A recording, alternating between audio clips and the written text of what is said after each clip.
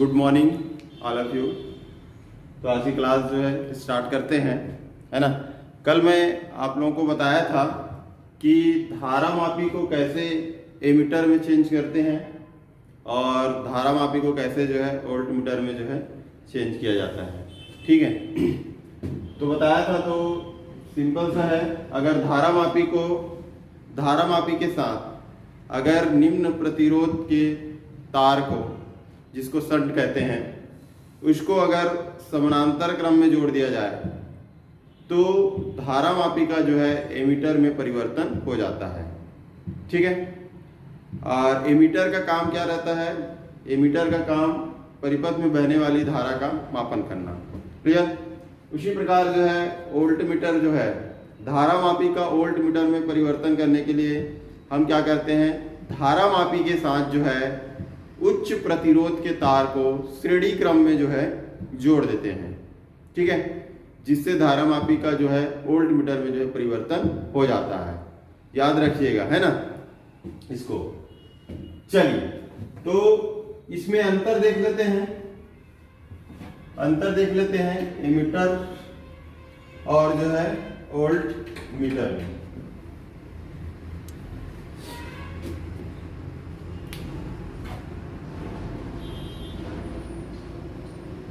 Ammeter और volt meter, ठीक है। एमीटर और जो है वोल्ट मीटर में जो है अंतर देख लेते हैं। तो सबसे पहला अंतर तो ये है कि एमीटर जो है ये परिपथ में बहने वाली धारा का जो है मापन करता है, ठीक है। एमीटर जो है एक ऐसी युक्ति है जो परिपथ में बहने वाली धारा का मापन करता है, ठीक है। धारा का जो है मापन करता है। परिपथ में बहने वाली जो है धारा का जो है मापन एमीटर के द्वारा जो है किया जाता है, क्लियर है। वोल्ट मीटर क्या है? वोल्ट मीटर एक ऐसी युक्ति है जिसकी सहायता से परिपथ के किन्हीं दो बिंदुओं के बीच का विभवांतर जो है ज्ञात किया जाता है, ठीक है। तो यहां पर वोल्ट मीटर में क्या है, परिपथ के किन्हीं दो बिंदुओं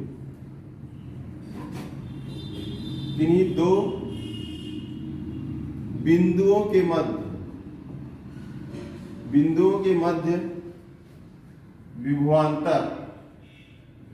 विभवांतर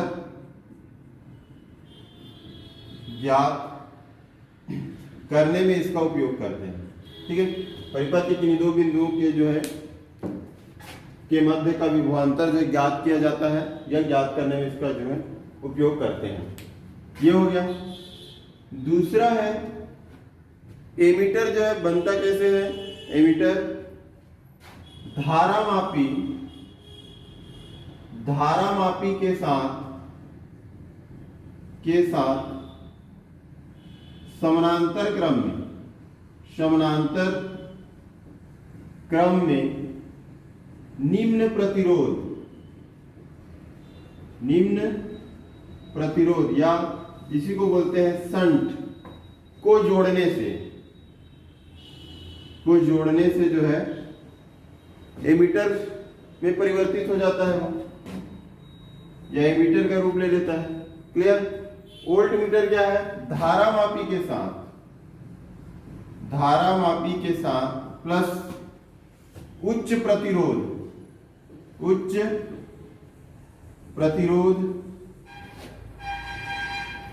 प्रतिरोध के तार को श्रेणी क्रम में जोड़ते हैं। तार को किस में जोड़ा जाता है? श्रेणी क्रम में जो है जोड़ा जाता है।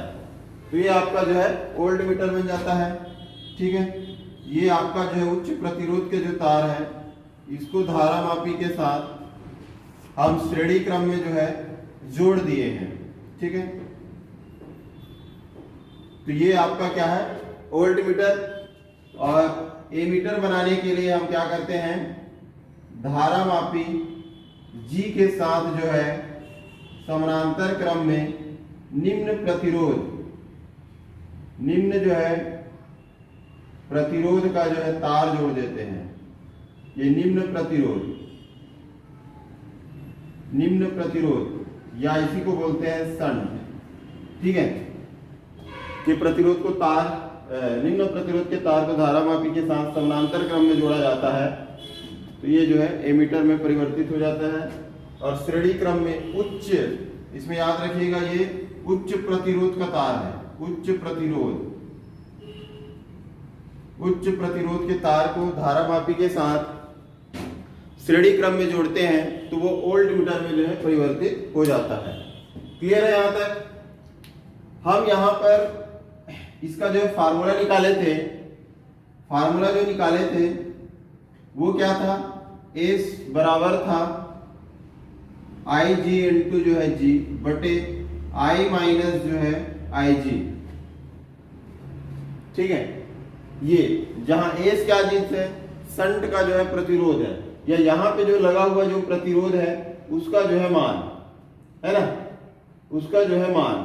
अब इसमें जो है कितने एम्पियर की जो धारा जो है प्रवाहित हो रही है उसके हिसाब से जो है इस प्रतिरोध का मान जो है अलग अलग जो है होगा, या शंट जो लगाएंगे उसका मान जो है अलग अलग जो है होगा, ठीक है। तो कल इसके संबंधित न्यूमेरिकल क्वेश्चन भी हम लोग देखे थे, जिसमें आपका जो है IG का मान दिया हुआ था, G का मान दिया था, I का और IG है ना, इसका मान दिया हुआ था, तीनों का मान, उससे हम S का जो है मान निकाल लिए थे। S मतलब शंट का जो है प्रतिरोध या निम्न जो प्रतिरोध यहाँ पे जो लगाए थे उसका हम मान कल निकाले थे, न्यूमेरिकल क्वेश्चन देख चुके हैं, ठीक है। इसी प्रकार जो है वोल्ट मीटर के लिए हम देखे थे R बराबर ये जो उच्च प्रतिरोध है ना, ये यहाँ पर कितने ओम का उच्च प्रतिरोध लगेगा, तो उसको ज्ञात करने के लिए R बराबर हम लोग निकाले थे V अपान जो है IG माइनस आपका जो है G, ये जो है फार्मूला जो है निकाले थे, ठीक है। तो इससे संबंधित भी न्यूमेरिकल क्वेश्चन देखे थे, V का मान दिया था, IG का मान दिया था, और ये जो है G, IG मतलब उसमें बहने वाली जो है धारा, ये है ना, R बराबर जो है इतना। तो इससे हम जो है न्यूमेरिकल क्वेश्चन दोनों जो है देख चुके हैं। तो इसी से संबंधित इस फार्मूला को याद रखिएगा, इस फार्मूला संबंधित जो है न्यूमेरिकल क्वेश्चन पूछे जाते हैं। क्लियर है?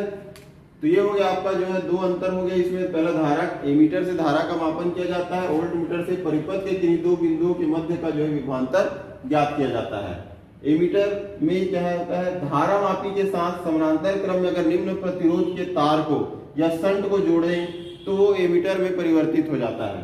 उसी प्रकार जो है यहाँ धारा मापी के साथ अगर उच्च प्रतिरोध के तार को श्रेणी क्रम में अगर जोड़ा जाए तो वो वोल्ट मीटर में जो है परिवर्तित हो जाता है। क्लियर है यहाँ तक? अब इसमें हम देखें अगला जो है इसका अंतर, तो अगला ये है कि अब इसको जो है ये किसमें इसको समानांतर क्रम में जोड़े, मतलब ये क्या बन गया, अब एमीटर बन गया है ना। तो एमीटर का जो प्रतिरोध होता है, एमीटर का जो आदर्श जो प्रतिरोध होता है वो शून्य होता है, याद रखिएगा। एमीटर का आदर्श प्रतिरोध, एमीटर का जो है आदर्श प्रतिरोध कितना होता है, शून्य होता है। क्लियर है? उसी प्रकार जो है यहां पर वोल्ट मीटर का आदर्श प्रतिरोध होता है, वोल्ट मीटर का आदर्श प्रतिरोध अनंत होता है। ठीक है, वोल्ट मीटर का आदर्श प्रतिरोध कितना होता है, अनंत होता है। क्लियर है? ये बहुत इंपॉर्टेंट है, दोनों में जो अंतर जो है बहुत इंपॉर्टेंट है ना, खासकर कंपटीशन एग्जाम में पूछा ही जाता है। ठीक है, ऐसा जो पूछ देंगे कि एमीटर का आदर्श प्रतिरोध कितना होता है, तो आपका जो है शून्य होता है, ऑब्जेक्टिव क्वेश्चन है ना। उसी प्रकार वोल्ट मीटर का आदर्श प्रतिरोध कितना होता है, अनंत होता है, याद रखिएगा इसको। क्लियर? अब इसमें जो है अगला हम देखें इसी में, तो चौथा पॉइंट, एमीटर को जो है, एमीटर को परिपथ के साथ जो है श्रेणी क्रम में जोड़ा जाता है। एमीटर को जो है, एमीटर को परिपथ के साथ जो है श्रेणी क्रम में जोड़ते हैं, श्रेणी क्रम में जोड़ते हैं। क्लियर है। जबकि वोल्ट मीटर को जो है, वोल्ट मीटर को परिपथ के साथ जो है, वोल्ट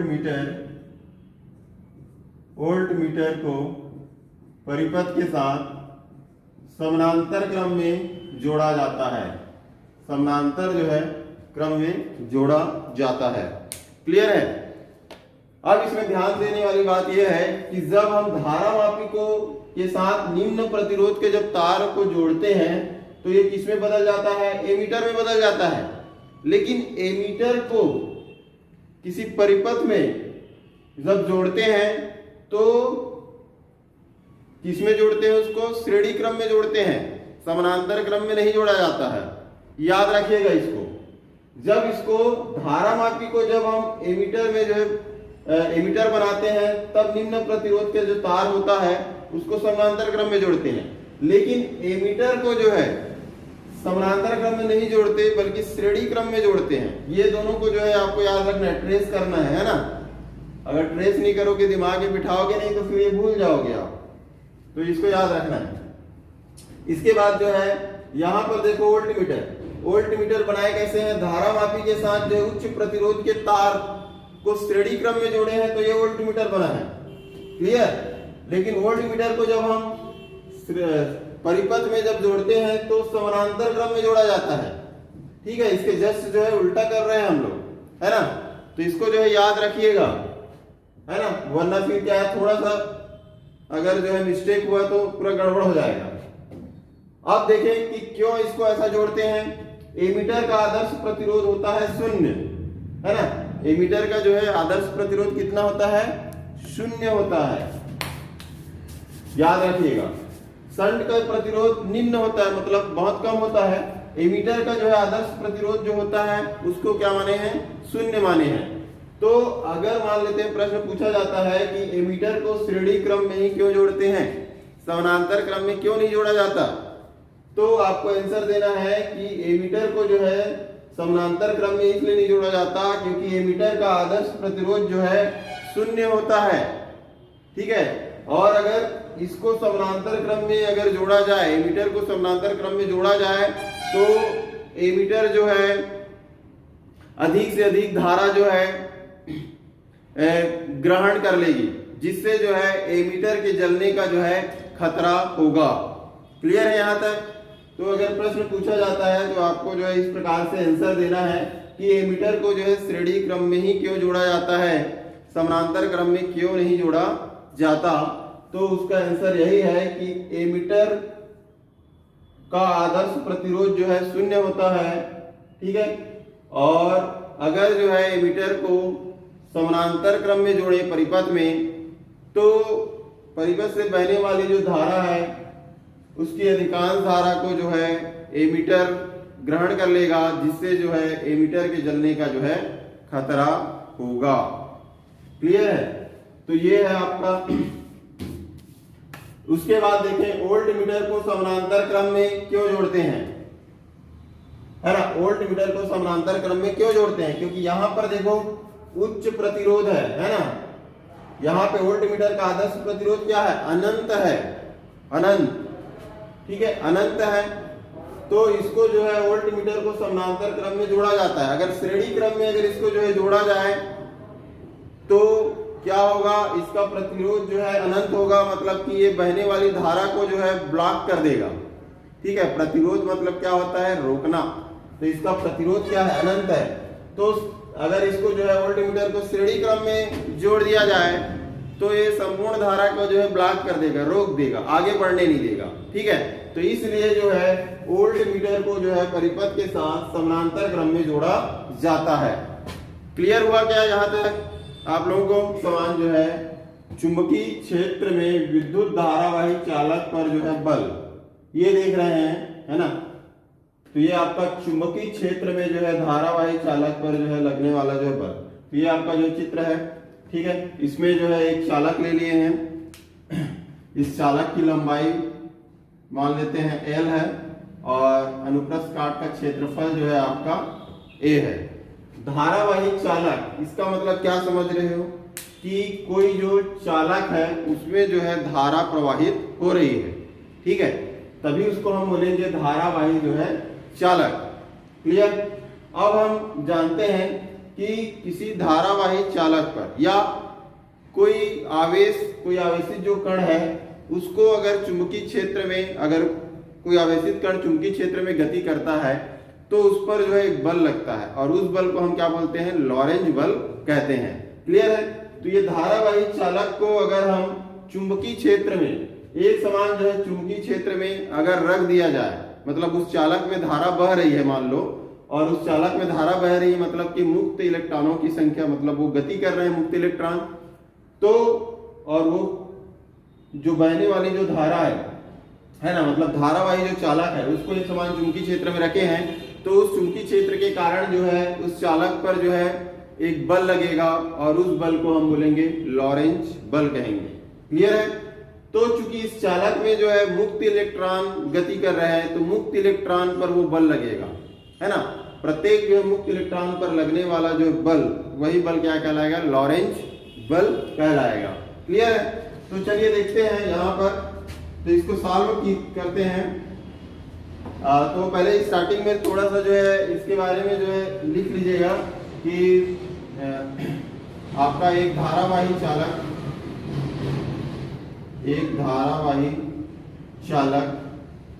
जिसकी लंबाई L है, जिसकी जो है लंबाई L है तथा अनुप्रस्थ काट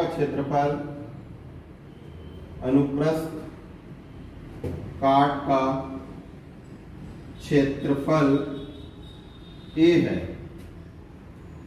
ठीक है, A है। इसे एक समान चुंबकीय क्षेत्र में, एक समान चुंबकीय क्षेत्रफल A है। इसमें धारा जो है I प्रवाहित हो रही है,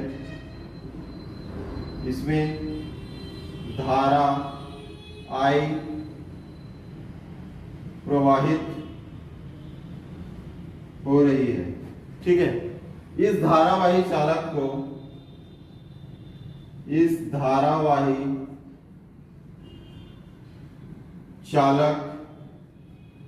को एक समान चुंबकीय क्षेत्र में रखने पर, एक समान चुंबकीय क्षेत्र में रखने पर चुंबकीय क्षेत्र के कारण एक बल लगता है। रखने पर चुंबकीय क्षेत्र के कारण,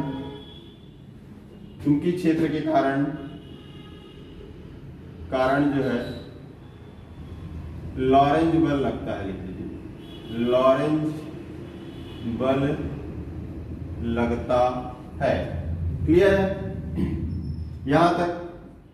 इसके बाद देखते हैं आगे लाइन से, चूंकि जो है इसमें इस चालक में धारा प्रवाहित हो रही है, मतलब कि इलेक्ट्रॉनों का जो है गति है।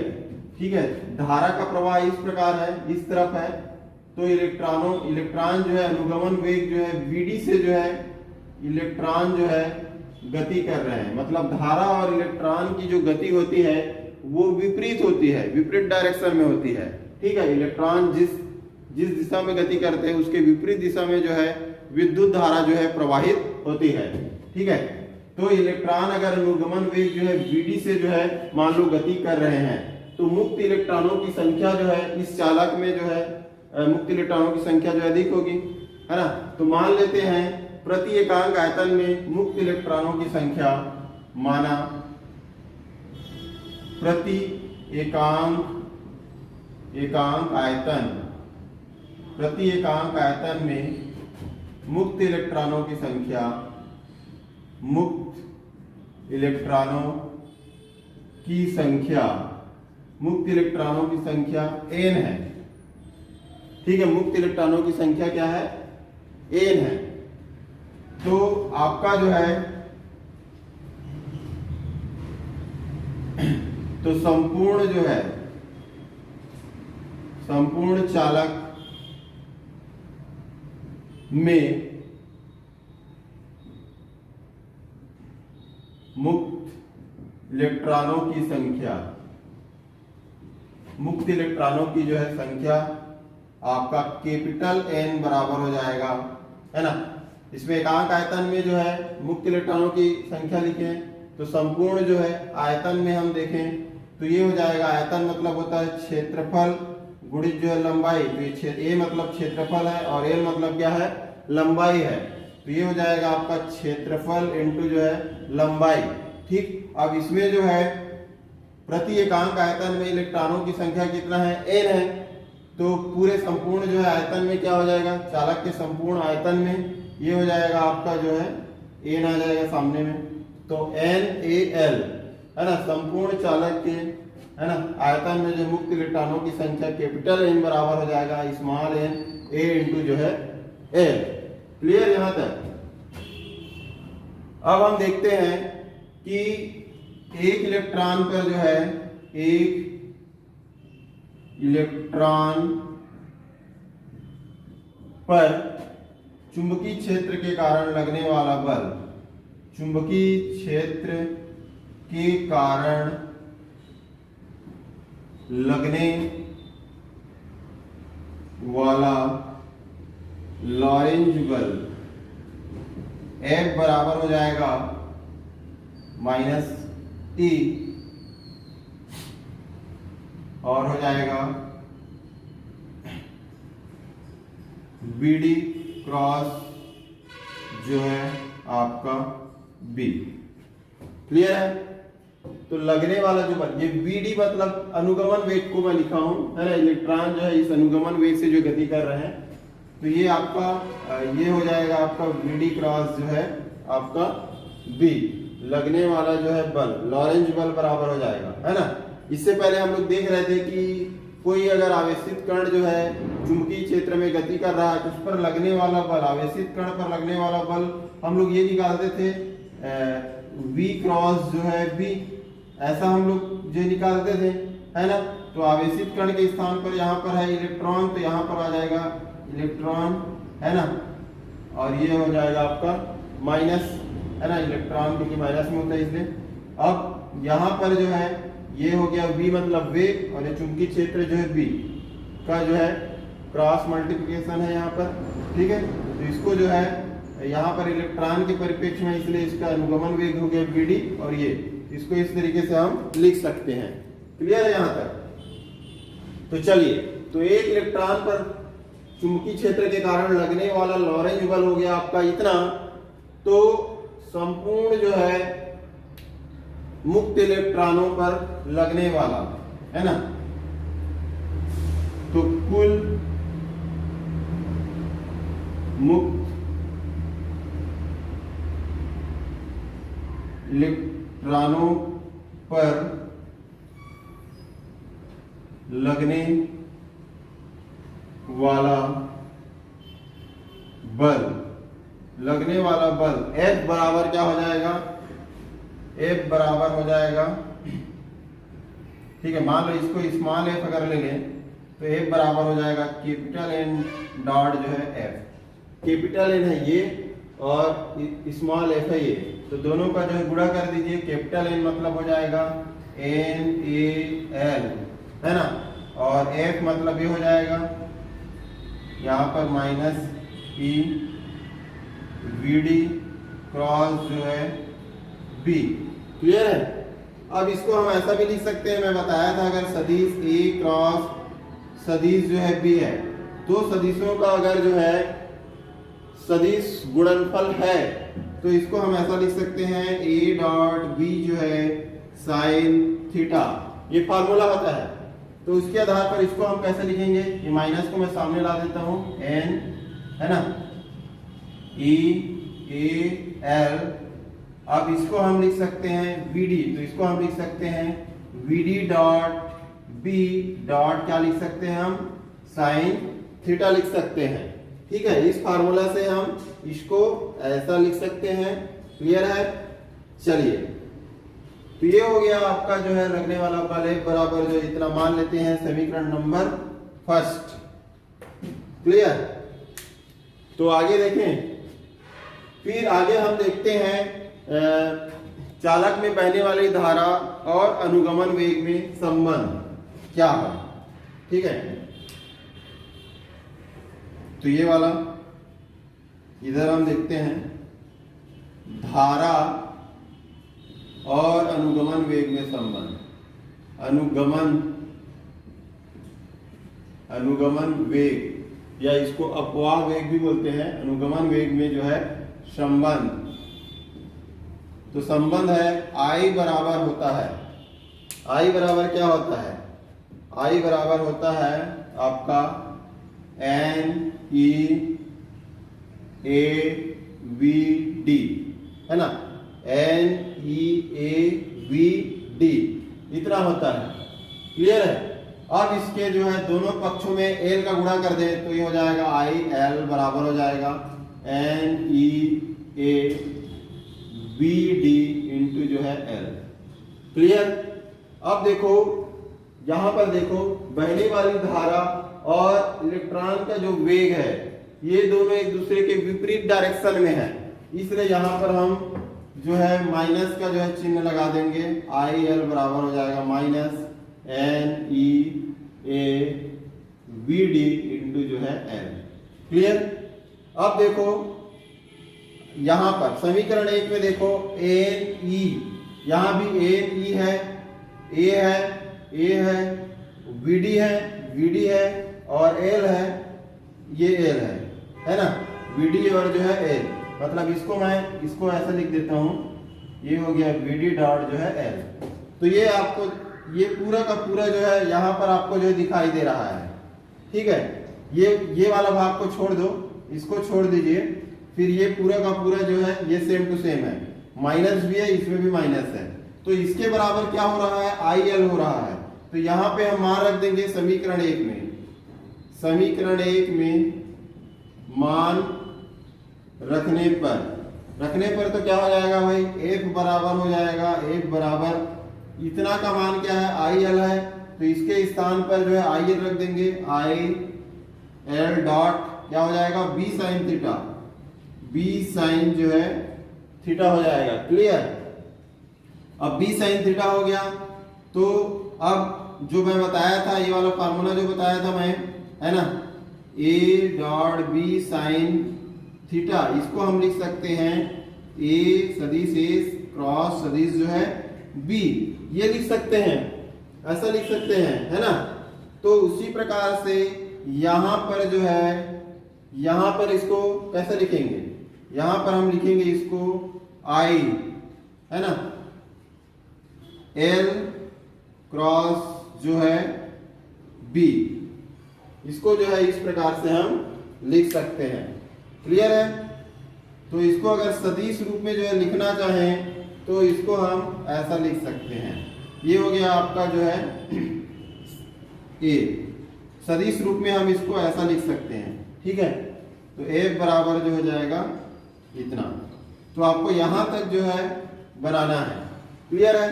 तो एक समान जो है चुंबकीय क्षेत्र में विद्युत धारावाही चालक पर बल, तो लगने वाला जो है बल, तो आपको जो है F बराबर ILB साइन थीटा, उसके बाद इसको सदिश रूप में अगर लिखना है तो F बराबर हो जाएगा IL और जो है क्रॉस सदिश L क्रॉस सदिश जो है B।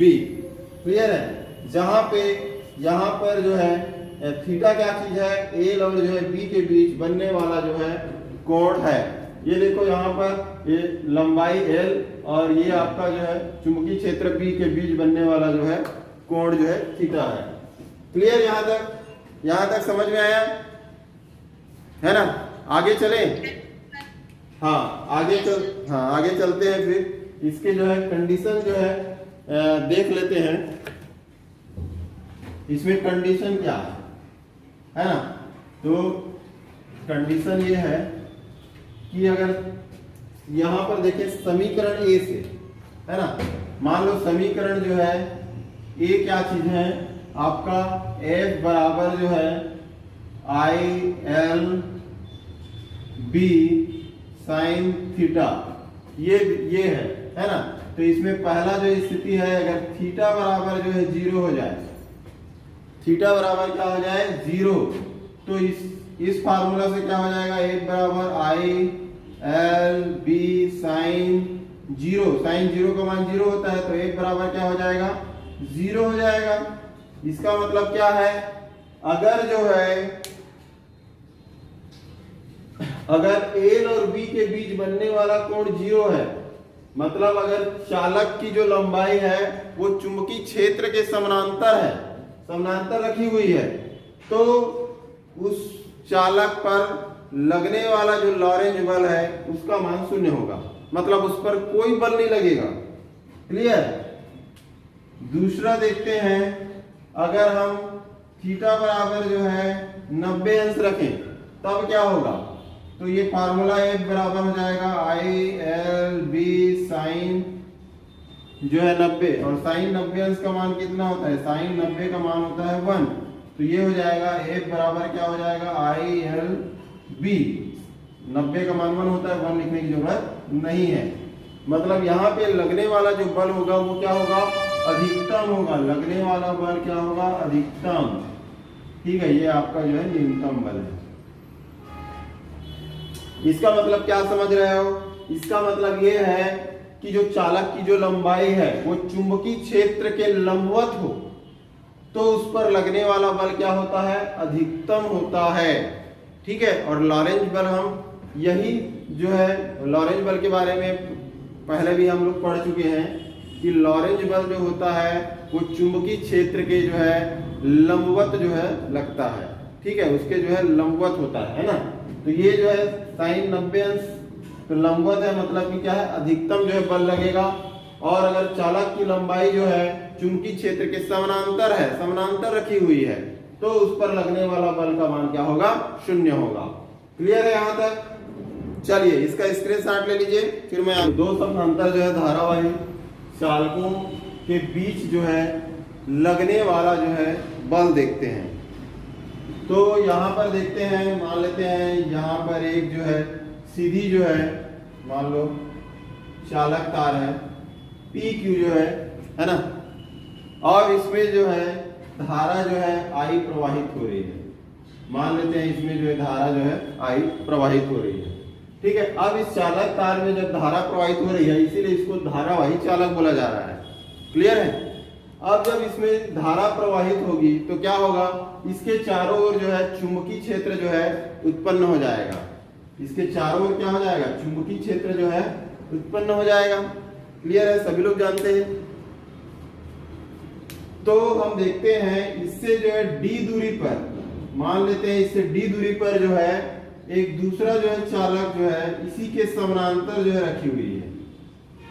D दूरी पर एक दूसरा चालक है जो इसी के जो है समानांतर जो है रखी हुई है। तो इस चालक के कारण जो है जो चुंबकीय क्षेत्र जो उत्पन्न हो रहा है उसके कारण इस RS जो है चालक दूसरे चालक पर जो है बल लगेगा। क्लियर है यहां तक। अब अगर हम देखें कि ये दूसरे चालक में भी जो है धारा जो है मान लो इसमें I1 बह रही है और इसमें मान लेते हैं I2 बह रही है। दूसरे चालक में भी धारा जो है I2 जो है प्रवाहित हो रही है, तो इसके भी चारों ओर जो है चुंबकीय क्षेत्र जो है उत्पन्न होगा। क्लियर है। और इसके कारण जो है चारों ओर जो उत्पन्न जो चुंबकीय क्षेत्र है उसके कारण आपका PQ पर जो है बल लगेगा। ठीक है, तो ये समझ में आ गया आप लोगों को, है ना। मतलब दो जो है समानांतर धारावाही चालक है, दोनों में जो है धारा जो है बह रही है, और दोनों में बह रही है मतलब कि धारा बह रही है, इसलिए दोनों में क्या होगा, चुंबकीय क्षेत्र चारों ओर उसके चुंबकीय क्षेत्र जो उत्पन्न हो जाएगा। और वो दोनों जो है चुंबकीय क्षेत्र जो है के दोनों के कारण जो उत्पन्न जो चुंबकीय क्षेत्र है वो दोनों चालक को जो है प्रभावित करेगा। ठीक है, PQ के कारण जो उत्पन्न जो चुंबकीय क्षेत्र है वो RS पर बल लगाएगा, और RS के द्वारा जो उत्पन्न चुंबकीय क्षेत्र है वो PQ पर जो है बल लगाएगा। क्लियर है। अब इन दोनों के बीच की जो दूरी है वो कितनी है, D है। क्लियर। तो इसको सॉल्व करते हैं तो हल, तो इसमें आप जो है लिख लीजिएगा PQ और RS दो समानांतर जो है धारावाही चालक है, समानांतर धारावाही चालक है। PQ में I1 धारा तथा RS में I2 धारा जो है प्रवाहित हो रही है, I2 धारा प्रवाहित हो रही है, प्रवाहित हो रही है। दोनों की दिशा जो है एक समान है, दोनों की जो है दिशा मतलब प्रवाहित धारा की दिशा जो है एक समान है। ठीक है, तो दोनों चालक के कारण उत्पन्न चुंबकीय क्षेत्र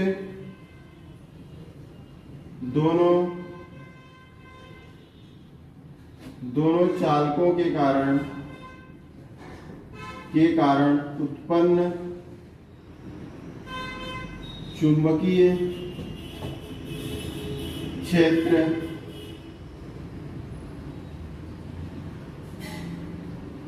के कारण दोनों पर जो है बल लगेगा। क्लियर है? अब इसमें हम देख सकते हैं कि इसमें जो चुंबकीय क्षेत्र की जो दिशा है, चुंबकीय क्षेत्र की जो दिशा है, अगर हम देखें PQ में, है ना, PQ में जो है प्रवाहित होने वाली जो धारा जो है ये है, और दाएं हाथ के हथेली के नियम के आधार पर अगर हम देखें तो प्रवाहित होने वाली जो धारा है उसकी दिशा में अगर अंगूठे को रख दिया जाए और उंगलियां जो है उस बिंदु की ओर प्रदर्शित करें जहां पर चुंबकीय क्षेत्र की दिशा ज्ञात करनी है, तो चुंबकीय क्षेत्र की जो दिशा होगी वो हथेली के लंबवत जो है होगी। तो ये हथेली जो है अंदर की ओर है, तो चुंबकीय क्षेत्र की दिशा जो है अंदर की ओर होगी। क्लियर है? ये अंगूठा है धारा की दिशा में और ये उंगलियां हैं, और इस उंगली के जो है हथेली के जो है लंबवत जो है बाहर की ओर होती है। तो यहाँ पर हथेली क्या है, अंदर की ओर है, मतलब चुंबकीय क्षेत्र की जो दिशा होगी वो अंदर की ओर होगी। क्लियर है यहाँ तक?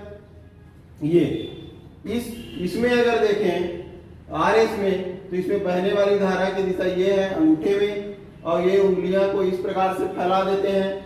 तो इस चालक पर हम देखें कि चुंबकीय क्षेत्र की दिशा किधर होगी, तो हथेली के लंबवत जो है बाहर की ओर होगी।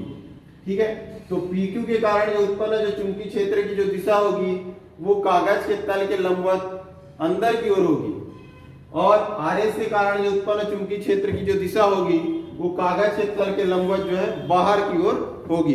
क्लियर है यहाँ तक? तो ये है। अब हम देखें तो PQ के कारण जो है, PQ के कारण उत्पन्न चुंबकीय क्षेत्र की तीव्रता, उत्पन्न चुंबकीय क्षेत्र की तीव्रता, है ना, PQ के कारण जो है इससे जो है R दूरी पर स्थित, यहाँ पर D है, तो D दूरी पर स्थित किसी बिंदु पर चुंबकीय क्षेत्र की जो तीव्रता होती है वो आपका B बराबर हम लोग पहले भी पढ़ चुके हैं, μ0 बटे जो है 4 पाई डॉट 2I बटे जो है R, ऐसा हम लोग पढ़े हैं बायो सेवर्ट के नियम से। ठीक है, तो यहाँ पर जो है R क्या है, डिस्टेंस है, दूरी है। यहाँ पे दूरी के स्थान पर क्या लिए D, तो यहाँ पे आ जाएगा D आ जाएगा। ठीक है, अब ये μ0 बटे 4 पाई 2I1, यहाँ पर I1 2I क्या चीज है, पहले जो है चालक में बहने वाली धारा है, इसलिए इसको हम कर देंगे I1। ठीक है, तो ये हो जाएगा आपका B बराबर जो है μ0 बटे 4 पाई डॉट 2I1 बटे जो है D। ये हो जाएगा पहला जो है समीकरण। क्लियर है? यहां तक क्लियर है? देखें तो PQ के कारण उत्पन्न चुंबकीय क्षेत्र की जो तीव्रता है ये B μ0 बटे 4 पाई 2I1 बटे जो है D है। ये चुंबकीय क्षेत्र की जो तीव्रता है, मतलब इसकी जो दिशा है, इसके कारण जो उत्पन्न हो रही, इसकी जो दिशा होगी वो दाएं हाथ के हथेली के नियम के अनुसार जो है कागज के तल के लंबवत जो है अंदर की ओर होगी, है ना, क्योंकि दाएं हाथ के हथेली के नियम के अनुसार पर यह है कि ये दाएं हाथ है और अंगूठे को जो है धारा की दिशा में रखा जाए, ये धारा की दिशा में है, और उंगलियां जो है उस बिंदु की ओर प्रदर्शित करें जहां पर चुंबकीय क्षेत्र की तीव्रता ज्ञात करनी है, इसकी दिशा ज्ञात करनी है। तो इस चालक पर जो है दिशा याद करना है। तो यहाँ पर हम देखें तो हथेली के लंबवत जो है, ये हथेली अंदर की ओर है, तो अंदर की ओर जो है होगी, तो चुंबकीय क्षेत्र की दिशा जो है अंदर की ओर होगी। तो यहाँ पर इसमें b की जो दिशा है वो अंदर की ओर होगी। क्लियर है? इसको चाहे तो आप जो है b1 भी जो है लिख सकते हो, है ना। अब हम देखें दूसरा जो है, अब चालक जो है RS जो है चालक में I2 धारा प्रवाहित हो रही है, I2 धारा प्रवाहित हो रही है, ठीक है। और इसकी लंबाई L के कारण लगने वाला बल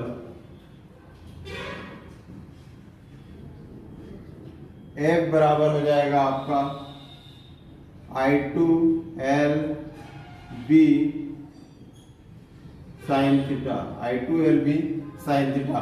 अगर यहाँ पर जो है B रखोगे तो इसको जो है B करना है, और B1 अगर कर रहे हैं तो यहाँ पर आ जाएगा B1, ठीक है। तो मान रख दीजिए F बराबर हो जाएगा I2 dot L dot B1 का मान रखेंगे यहाँ से, तो B1 का मान हो जाएगा μ0 बटे जो है 4 पाई h।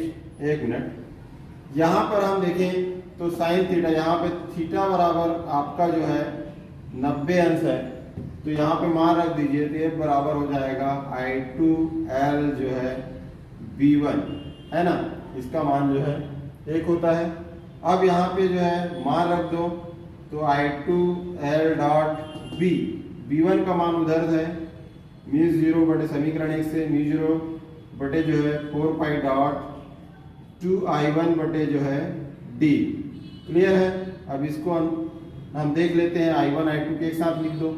इसको हम ऐसा लिख सकते हैं μ0 बटे 4 पाई डॉट जो है 2I1 I2 बटे जो है D इंटू जो है L। तो ये आपका जो है लगने वाला जो है बल है। क्लियर है? यहाँ तक हम जो है निकालेंगे। हम देखते हैं कि F बराबर जो है μ0 बटे 4 Pie dot 2I1 I2 L बटे जो है D। अब अगर हम देखें तो RS के प्रति एकांक लंबाई में लगने वाला जो है बल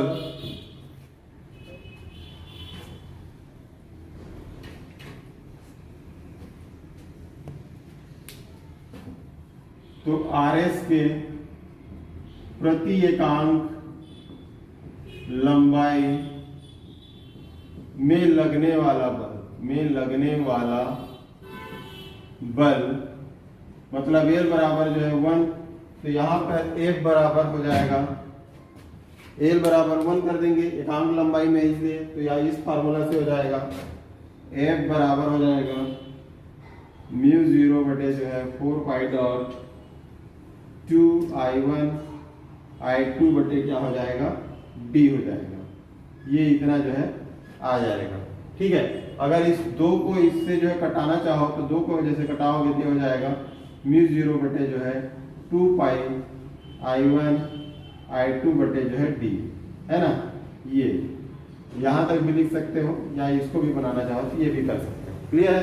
इसी प्रकार जो है हम, ये तो RS वाला हुआ, अगर PQ के जो है प्रति एकांक लंबाई में लगने वाला बल अगर निकालें तो भी यही निकलेगा आपका F बराबर μ0 बटे जो है 4 पाई डॉट 2I1 I2 बटे जो है D, ठीक है।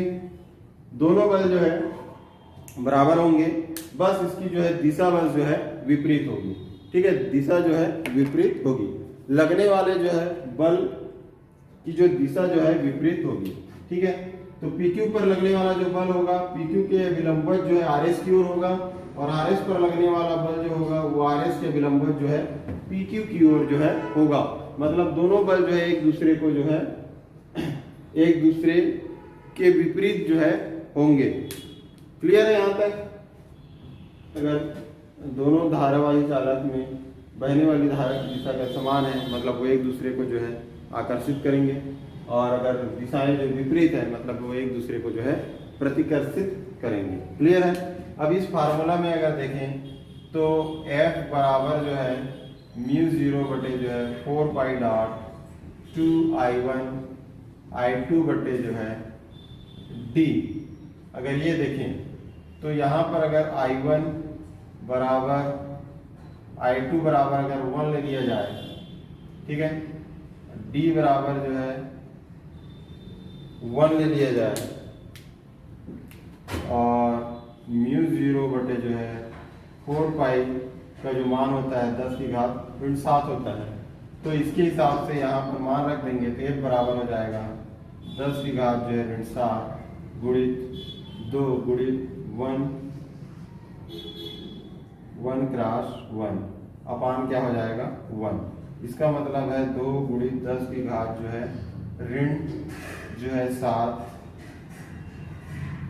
जो है न्यूटन,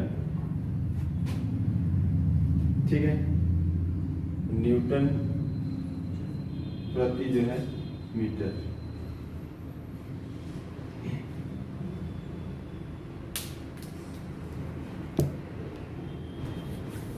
तो यहां पर देखते हैं कि 1 एम्पियर की धारा, यहाँ पे 1 एम्पियर की धारा को परिभाषित कीजिए, ऐसा जो है प्रश्न आता है। 1 एम्पियर